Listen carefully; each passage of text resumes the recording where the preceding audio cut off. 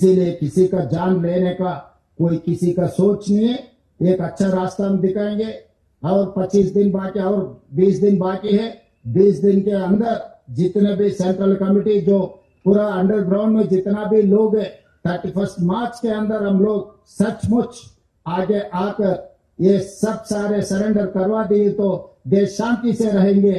देश और तेलंगाना राज्य में तरक्की करने वाले, दुनिया से मुकाबला करने वाले हम लोग। इसीलिए मैं आज फिर एक बार ऐलान करना चाहता हूं, जो अंडरग्राउंड नक्सलाइट्स है इंक्लूडिंग गणपति जी, उनके साथी लोग, आप आ जाओ, जनजीवन में आ जाओ। तेलंगाना सरकार आपको वेलकम करने के लिए तैयार है। धन्यवाद पत्रकार मित्रों।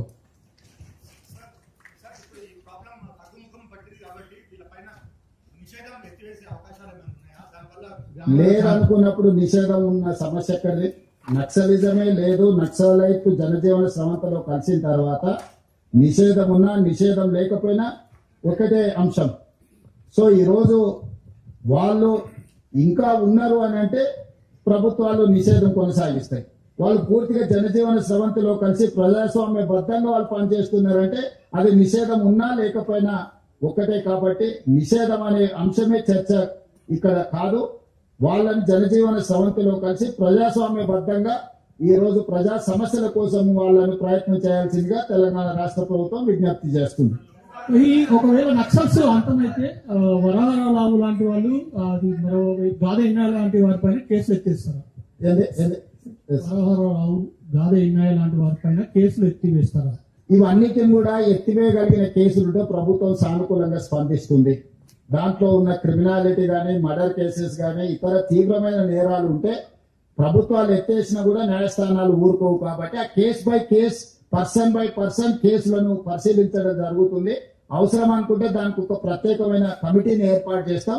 ఒక్కొక్క కేసును ఒక్కొక్క వ్యక్తి యొక్క ఆ కేసు తీవ్రతను బట్టి ప్రభుత్వం చర్యలు తీసుకుంటే ప్రభుత్వం సానుభూతితో ఉన్నది, ప్రభుత్వం సానుకూలంగా ఉన్నది.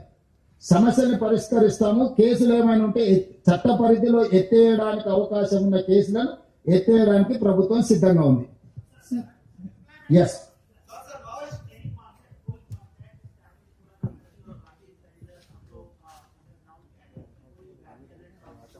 ऐसे जो भी हमारे हमको समाचार मिल रहा है, पत्रकारों से मिल रहा है, बाकी पत्रकारों से आप पूछे तो पता लगेगा कि गणपति जी किसके तालुका किससे चर्चा कर रहे हैं. मैं ओपन डायलॉग कर रहा हूं, किसी को छुपा के, किसी को जो पर्सनल कोई बात नहीं, इट्स ओपन डायलॉग.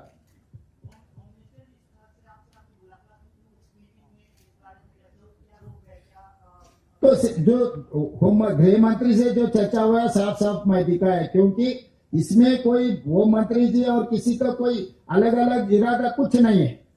कोई आम आदमी के हाथ में हथियार नहीं रहना है. हथियार से चलाने के लिए कोशिश किए तो केंद्र सरकार ने उसके ऊपर कानून लागू करेंगे. मेरा भी वही राय है. किसी के हाथ में हथियार रहने से अपना democratic system is not going to allow you to take weapon and doing something.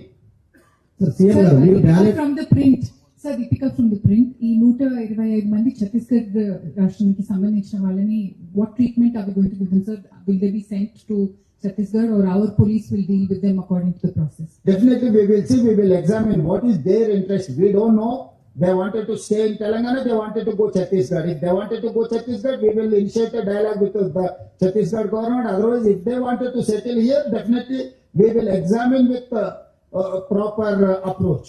Devji లాంటి వాళ్ళు ప్రత్యక్ష రాజకీయాల్లోకి వస్తామనేటువంటి చేస్తా ఉన్నారు. అట్లాంటి వాళ్ళపైన సీఎం గారు ఇక్కడ మార్చి 31 అనేది కట్ ఆఫ్ డేట్ చాలా షార్ట్ గా ఉంది. దీన్ని ఎక్స్టెండ్ చేయమని చెప్పి సెంట్రల్ హోమ్ మినిస్టర్ కోరడం జరిగింది. అంటే చర్చలు జరిపారు. అట్లాంటివి ఏం చర్చలు జరగలేదు. వారు పెట్టిన అంశాన్ని నేను మీకు చెప్తా ఉన్నాను. అదే మీరు మీడియా మిత్రులు అమిత్ షా గారిని అడిగితే ఏమైనా సమాధానం కోరుతుండొచ్చు. సార్ దేవజీ లాంటి వాళ్ళు ఆ ప్రత్యక్ష రాజకీయాలకు వస్తామనేటువంటి స్టేట్మెంట్ చేస్తా ఉన్నారు. అట్లాంటి వాళ్ళ గురించి ఏం మాట్లాడతారు? మీరు ఇప్పుడు జనజీవన సంస్థలోకి రమ్మని చెప్పి స్టేట్మెంట్ చేశారు. వాళ్ళు వస్తే వాళ్ళ పైన నిఘా ఉండదా? వాళ్ళ జీవన విధానాన్ని నిర్ణయించుకునే అధికారము, హక్కు వాళ్ళకు ఉన్నది. వాళ్ళు ప్రజా జీవితంలో ప్రత్యక్ష రాజకీయాలకు వస్తారా లేకపోతే కుటుంబ సభ్యులతో శాంతియుతంగా గడుపుతారా అనేది వాళ్ళ యొక్క స్వేచ్ఛ. దాంట్లో ప్రభుత్వానికి ఎలాంటి ఆసక్తి లేదు. వాళ్ళ ఇష్టాయిష్టాలను బట్టి వాళ్ళు వ్యవహరించవచ్చు. మేము ఎవరిని రాజకీయాలకు ప్రజా సమస్యల్ని పరిష్కరించమని చెప్తున్నాం. రాజకీయ పార్టీలకు వస్తారా రాదా అనేది వాళ్ళ అభిష్టం మేరకు తీసుకునే నిర్ణయము. ఎవరైనా ఇప్పుడు సీతక్క ఉన్నారు, రాష్ట్రంలో మంత్రిగా ఉన్నారు, అట్లానే చాలా మంది సానుభూతి పరులు గతంలో పనిచేసిన వాళ్ళు ప్రజా జీవితంలోకి వచ్చారు, ప్రజాప్రతినిధి అయ్యిండ్రు. కాబట్టి ఎవరి ఇష్టం వాళ్ళది, వాళ్ళ స్వేచ్ఛ వాళ్ళకు ఉన్నది. చాలా సంవత్సరాల తర్వాత వాళ్ళు వాళ్ళ కుటుంబ సభ్యులను కలుస్తున్నారు. కొంతకాలం వాళ్ళని ఆ ఆనందాన్ని, ఆ స్వేచ్ఛను ఆస్వాదించని అని. ఆ తర్వాత వాళ్ళు ఏం చేయాలనుకుంటున్నారో వాళ్ళ ఆలోచన మేరకు నిర్ణయం తీసుకున్న తర్వాత అప్పుడు ఎవరైనా కాంగ్రెస్ పార్టీలో చేరాలనుకుంటే కాంగ్రెస్ పార్టీ అధ్యక్షుడు మహేష్ గౌడ్ గారు ఎప్పుడు గాంధీ భవన్ లో అందుబాటులో ఉంటారు. వారిని కలిసి వాళ్ళ ఆసక్తిని వ్యక్తపరచవచ్చు. ఇతర రాజకీయ పార్టీలలో కూడా చేరడానికి అవకాశం ఉంది. వాళ్ళ అభిష్టం మేరకు వాళ్ళు చేరొచ్చు. मुख्यमंत्री जी कई ऐसे लोग हैं जिन्होंने अपने परिजन खोए हैं इन बंदूकों से. अब उनको क्या कहना चाहेंगे, उनसे क्या अपील करेंगे, क्योंकि उनके अंदर कहीं ना कहीं वो टीस तो है कि इनकी वजह से जो है उन्होंने अपने परिजन खोए, चाहे वो ऑफिसर हो या फिर कोई और. सही है, मैं भी यही कहना चाहता हूँ. आगे नहीं होना है, जो हुआ है हुआ है. आजादी के लिए हम लोग बहुत लोग लड़े हुए, मरे हुए, शहीद हुए. इसमें भी नक्सलवादी और आम जनता के बीच में जो लड़ाई हुआ है उसमें बहुत सारे लोग जान खो चुका है. मगर जो जान खो चुका है, आगे भी ऐसी कार्यक्रम हम लागू नहीं कर सकते. इसीलिए हम जो बोल रहे हैं, जो तकलीफ उठाए, आगे किसी ने वो ऐसे तकलीफ नहीं उठाना है. तो इसीलिए हम जो भी इफेक्टेड है डिपार्टमेंट के ऑफिसर्स, उनके परिवार को हम रिहेबिलिटेशन किए, गवर्नमेंट एम्प्लॉयमेंट दिए, बहुत सारे दिए. इसीलिए इधर ना उधर किसी का जान लेने का हक किसी को नहीं है, ना अधिकारियों का, ना आम जनता का, ना नक्सलाइट का. इसीलिए हम लोग एक रास्ता दिखा रहे. महात्मा गांधी जी जो शांति रास्ता दिखाए, वो रास्ता में सब चलने के लिए हम लोग इसीलिए आज हम लोग ऐलान किए. पत्रकारों से भी मेरा गुजारिश एक ही है, सब लोगों को मोटिवेट करो. You have a big role to play here. Once the media is ready to take that challenge or take that responsibility, we can do miracles in Telangana. So all I need is your support.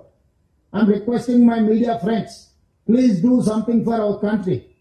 We need development. We need welfare. We need to challenge developed countries. For that, we need peace, not weapons. We have seen many results when the LTT or any other organization, they have ended up with their life with sad.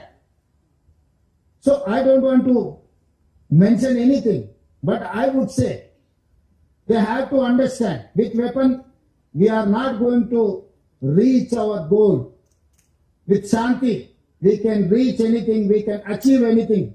Mahatma Gandhi has shown the way. That is our way forward. I would request all Naxalites who are in underground, including Ganpati ji and everyone, please do come. Join with us. Surrender your weapons. Telangana state government and government of India is there to look after your issues, to resolve common man issues. Sir Revanth Reddy గారు, sir Revanth Reddy గారు,